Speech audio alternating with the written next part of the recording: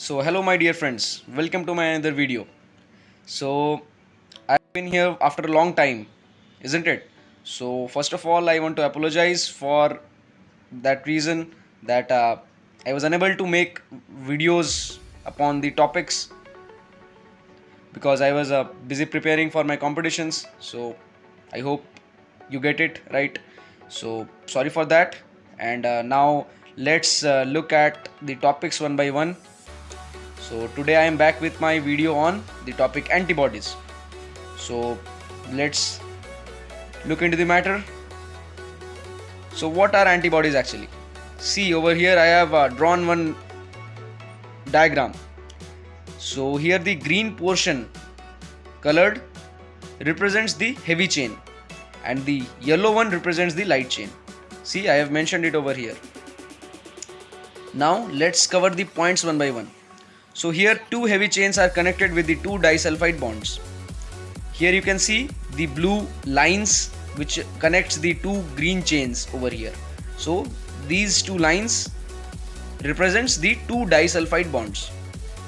Then one heavy chain and one light chain is connected with a disulfide bond. And again here you can see a blue line connecting the yellow portion and the green portion. This is a single disulfide bond. And together these two heavy chains and light chains make a structure like the Y alphabet.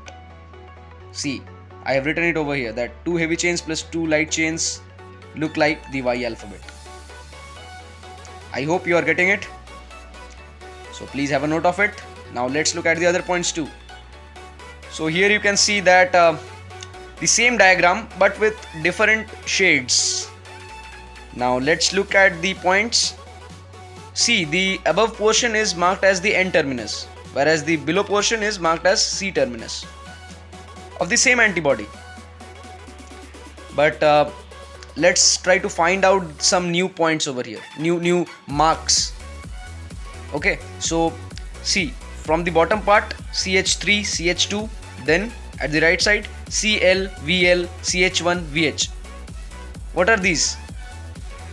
So the black portion shaded over here represents the constant region of the antibody, whereas the pink portion represents the variable region of the antibody. Okay, so what does CH means? CH3, CH2 and CH1. CH means the constant region's heavy chain of the antibody, and Cl means the light chain of the constant region. VH represents the heavy chain of the variable region and VL represents the light chain of the variable region. I hope it is clear. So please have a note of it. So now let's look at these points. In antibody, the variable region is responsible for antigen binding. There are multiple variety of antigens, so the upper part of the antibody must be of multiple variable. Then the N terminal of both the heavy and light chain determines the antigen binding specificity. As we know that the antibody is meant to bind with the antigens, but which part of the antibody will bind to the antigen? The variable region of the antibody. Okay, that is the pink part. Actually the corner part of the pink part. Okay, so we'll look into it little later. What's the actual part which reacts with the antigen. Okay, so till then I am repeating it for once again. Please listen it carefully. That in antibody, the variable region is responsible for antigen binding. There are multiple variety of antigens, so the upper part of the antibody must be of multiple variable. Then the next point, the N terminal of both the heavy and light chain determines the antigen binding specificity. The CH1, CH2 and CH3 are the three domains for constant region, and IgM and IgE have one extra domain. What are these IgM and IgE? You already know the types of antibodies. Okay, so I think it is clear now. So let's look at the other points. See what this point mentions over here. The antibody molecule can readily be cleaved into functionally distinct fragments. So here at the left hand side, the diagram of cleavage after using papain has been shown, and at the right hand side after cleavage by pepsin has been shown. So let's try to figure it out, that what's the difference between these two. So if the cleavage is done by papain, we get 2 fragment antigen binding site, that is Fab region, and 1 FC region, means fragment constant region. See, we get 2 Fab region Fab and 1 FC region at the left hand side after cleavage by papain. So what's the fact? The fact is that these 3 regions are of equal fragments, equal size. Okay, see, I have written it over here. We get 3 equal size fragments after cleavage by papain at the left hand side. Now at the right hand side, after cleavage by pepsin, we get 2 fragment antigen binding sites, that is 2 Fab regions joined, but the FC region has been cleaved readily, means there is no FC region left over. So after the cleavage by pepsin, we only get 2 fragment antigen binding sites, that is 2 Fab regions joined. Okay, so now let's look at the other points too. This Fab region stands for fragment antigen binding, I already mentioned it, and 1 Fab means 1 antigen bind. Okay, so the effector function of Fab is controlled by the FC region. This point is very important, that the effector function of the Fab region, Fab region, fragment antigen binding region, is controlled by the FC region. So both are very important. Then after cleavage by papain or pepsin, they don't lose antigen binding property.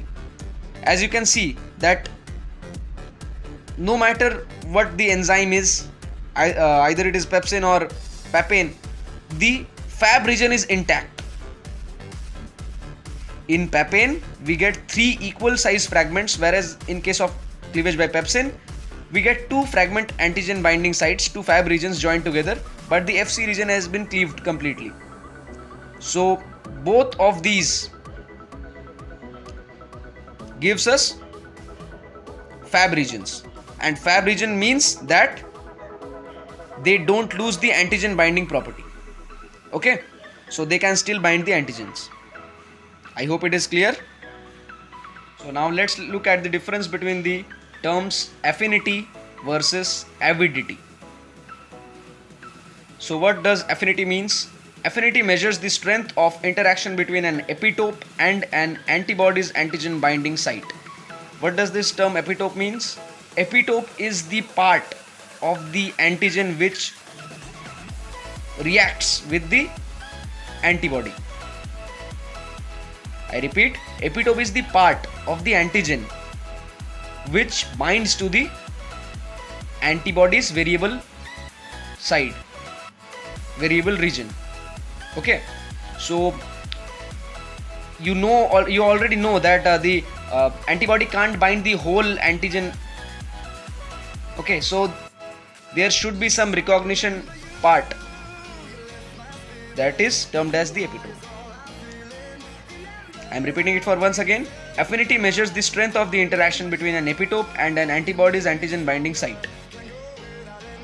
Then it is defined by the same basic thermodynamic principles that govern any reversible biomolecular interaction. So let's look at the formula now. Ka, that is affinity, is equal to molar concentration of the antibody antigen complex divided by the molar concentration of the unoccupied binding sites of the antigen, then the molar concentration of the unoccupied binding sites of the antibody. I repeat, affinity is equal to molar concentration of the antibody antigen complex divided by the molar concentration of the unoccupied binding sites of the antigen times the molar concentration of the unoccupied binding sites of the antibody. Here, if the numerator is more, there is better association, that is better affinity is being recorded. More the affinity means they interact better. You already know that. So let's look at the other points too. See, for your better understanding, I have mentioned the points separately over here. Ka stands for affinity constant. Ab in bracket stands for molar concentration of unoccupied binding sites on the antibody. Ag upon bracket stands for molar concentration of unoccupied binding sites on the antigen, and the complex of antibody to antigen within bracket stands for molar concentration of the antibody antigen complex. Okay, so please have a note of it. Now let's look at the term avidity. So the term avidity gives a measure of the overall strength of an antibody antigen complex. It is dependent on three major parameters. The first one, affinity of the antibody for the epitope. The second one, valency of antibody, and the third one, valency of antigen. So please have a note of it, and I hope you are able to figure out the differences between the term affinity as well as avidity. So now let's look at this figure over here. In this figure, the green portion represents the antigen, and the blue shaded portion over the green portion represents the epitope of the antigen. And see, the Y-shaped antibody is trying to bind with the epitope. So the variable part of the antibody have the antigen binding site which only react with the epitope of the antigen. I hope it is clear. So please have a note of it. So now let's look at the term monoclonal antibody. So what are these monoclonal antibodies actually? But first of all, let me assume that you already know about the 5 types of antibodies: the IgE, A, D, G and M. But if you want a video on the 5 types of antibodies, their functions, their origin, etc., I will make a video on that. Please let me know in the comment section for that. Okay, so in this video I am skipping that part, the 5 types of antibodies. I will make a separate video on that. Okay, so now let's look at the monoclonal antibodies first. So as you know that the antibody is Y-shaped. So here I have drawn a Y-shaped structure which represents the antibody, and the below portion represents the constant region Fc, and the above portion represents the variable region, and the antigen binding site of the variable region of the antibody is called as the hypervariable region, which reacts with the antigen, that is the epitope of the antigen. I am repeating it for once again. The hypervariable region of the antibody reacts with the epitope of the antigen. Okay, so now let's look at the points one by one. The monoclonal antibodies are developed by fusion of mouse and human spleen cells. This is basic science, you already know that. Then the protein derived from this have components of both mouse and human. Then we'll look at the types of monoclonal antibodies one by one.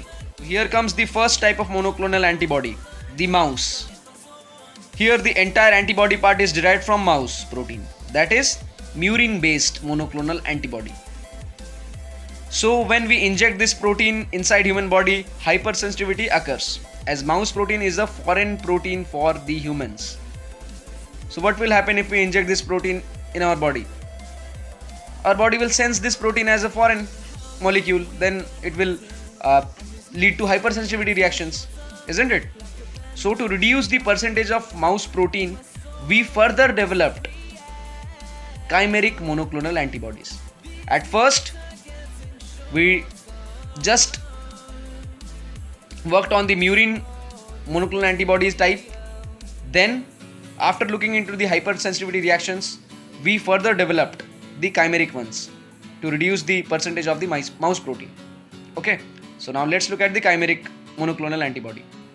So in the chimeric monoclonal antibodies, the constant portion of the antibody is from the human IgG, and the variable region of the antibody is derived from the mouse protein. So here there is mixture of both the human proteins as well as the mouse protein. But please keep in mind that the variable region is derived from the mouse protein.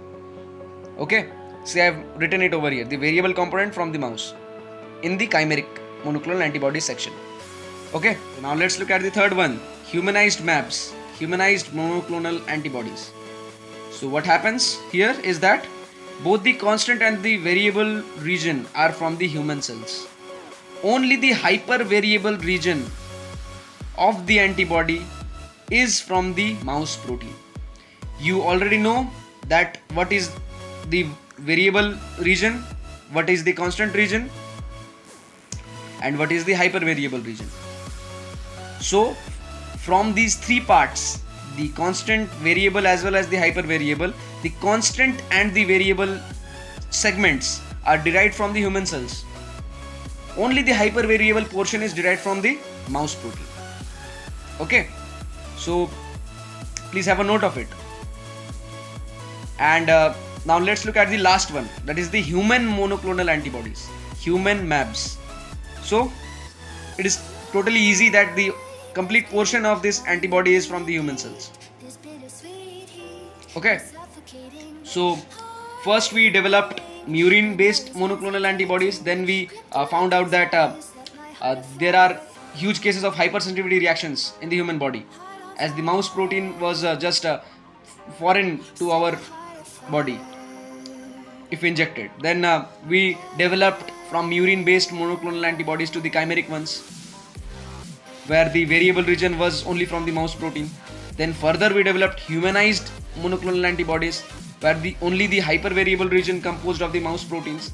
And finally the human ones, where the all over antibody starting from the hypervariable region to the constant region, each and every part is derived from the human cells. Okay, I hope the basics of the antibodies as well as the monoclonal antibodies are clear to you now. Please stay connected, keep learning, and if you like the video, please share it to your friends. And if you are new to my channel, please do subscribe to the Encephalonaire. Thank you.